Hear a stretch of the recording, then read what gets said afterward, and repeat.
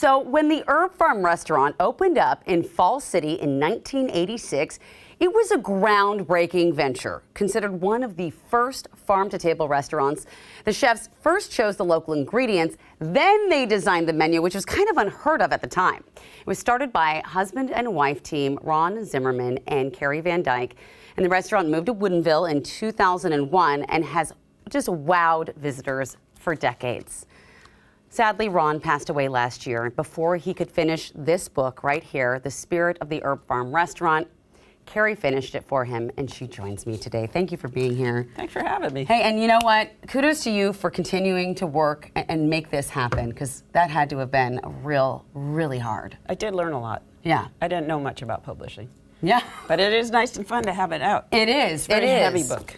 I'm excited to talk about it, and I know everyone here is really excited. So you've brought some herbs with us today. I did. These really represent what the Herbfarm restaurant has always been about, right? Right. We started actually on his parents' farm, which was an actual herb farm. Oh. So the whole point of serving food was so that people could experience herbs in food. Right, right. And then somehow we became famous and booked for 10 years, and then we had a fire, and we moved to Woodinville, and wow. Now we're writing books. Now you're writing. Well, good. And I brought some so things. Good. So what do you got for me here? Well, I brought. This is kind of fun. This is a begonia. A begonia. Have you ever eaten a begonia? No, I have not. Do you want me to eat a begonia right now? Yes, please. I will do that for you. Here we go. Yummy. Oh my gosh. Has a lot of flavor. It's like citrusy. Yeah. Whoa, I did not expect that. You can put it in a beurre blanc sauce and it makes little red stripy things. Whoa, and then okay. Herbs are fun to scratch and sniff. What do you got next? Okay. You want to squeeze that and just sniff that? That is just plain old mint. Oh, God, that smells good. Oh, all right. That's delicious. Okay. And there are a number of recipes in this book that use rose geranium. Should I try that too? That is, Okay. I think it's better. Did you see how much I trust you? I was about to put that in my mouth. Yeah. Well, it's not that it's not edible. It's just a very intense. That smells good. As you can tell from the smell, it's a very intense flavor. You make a perfume with that. It's kind of like savory, but also nice. And floral. This is lemon verbena, the world's most lemony plant. The world's most lemony plant. Oh my gosh. And this is my favorite herb in the whole world. Wow. Okay, I'm ready for it. This one is variegated lemon thyme. What's variegated mean? It has different colors, more than one color. Got it, okay. Oh, that's... And that was used in the onion Oh my tart. gosh. And the onion tart, which is in the cookbook, which we made a sample of for Okay, I can't wait to try that. I gotta go back to the lemon verbena, though. World's most lemony plant. It smells so good. Yeah. I could just sniff. Okay, I'll stop sniffing because that smells really, really good. Okay, Great that food. is really fascinating. This blows my mind. Yes. And what is this plant here? This is just a plain old pansy or viola.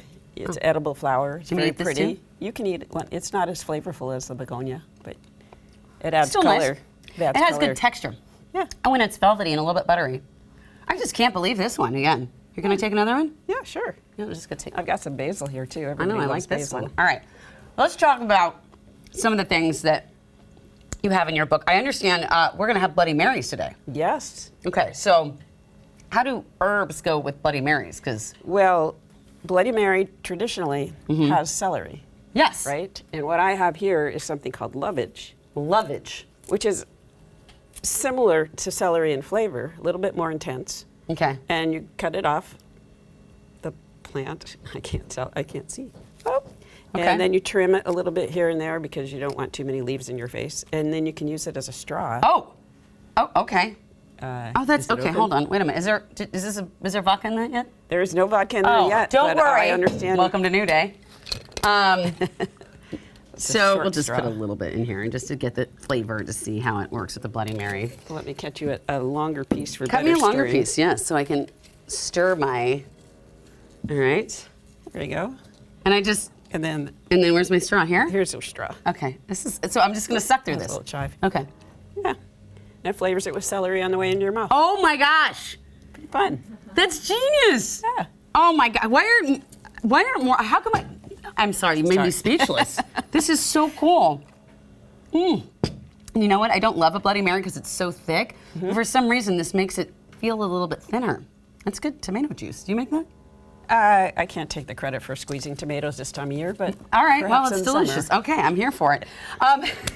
You have so many beautiful recipes inside the book, all inspired by the restaurant, right? Right, and by the Herbfarm, yes. And by the Herbfarm. What are the gardens, the seasonal? It's set up seasonally. It's set up seasonally, and it is such a beautiful book. It's so full of beautiful just colors and inspiration and farm images. And what you brought us today is from the actual book. It's the onion tart, right? Correct.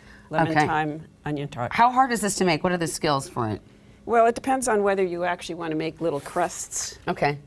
Oh, so you made little crusts. Or whether you want to buy your crust, which you certainly can, and nobody will ever know because there's some really good frozen crusts out there. Thank you for not judging me and giving me an option, because I'm terrified of pie crusts.